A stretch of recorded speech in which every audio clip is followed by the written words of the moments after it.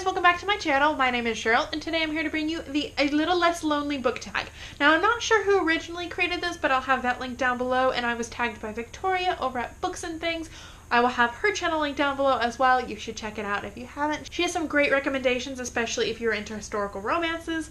But anyway, this book tag is only 5 questions long, so let's just get to it. So question number 1 is a classic that just seems to get you. My answer for this is Animal Farm by George Orwell. Now, I don't know if this is a classic that gets me in the sense that I relate to any of the characters per se, but this is one of the few classics that I've ever read that I'm like, I like this. I would recommend this to people. I would read it again.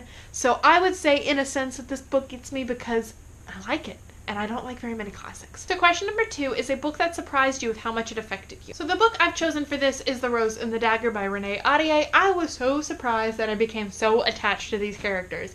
I literally cried at the end of this book, and I hardly ever cry in books. Like, even when there's tragic deaths, I hardly ever cry.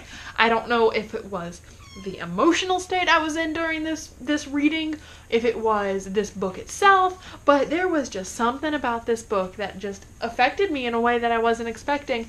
If you have not read this series yet, I highly recommend it if you are into fantasy.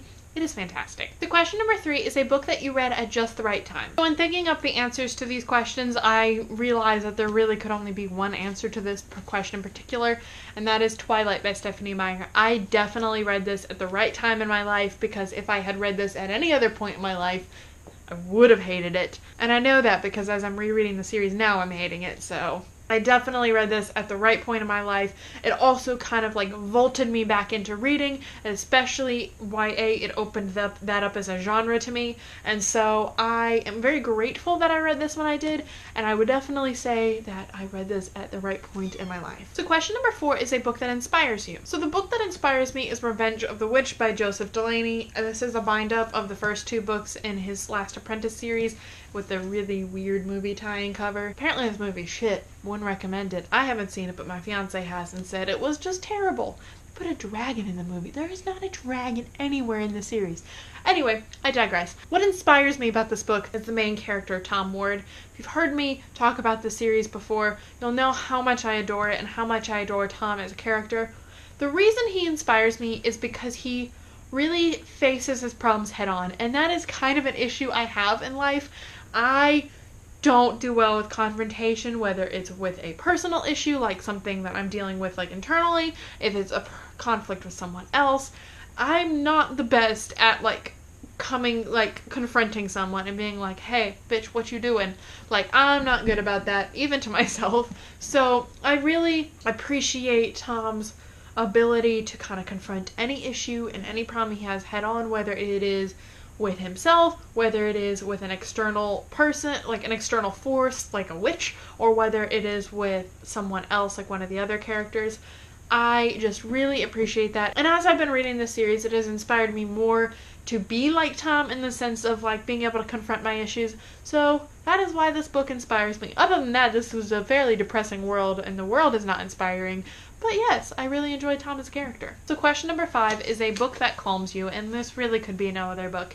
And that is Harry Potter and the Sorcerer's Stone. There is just something so, for lack of a better word, magical about this series.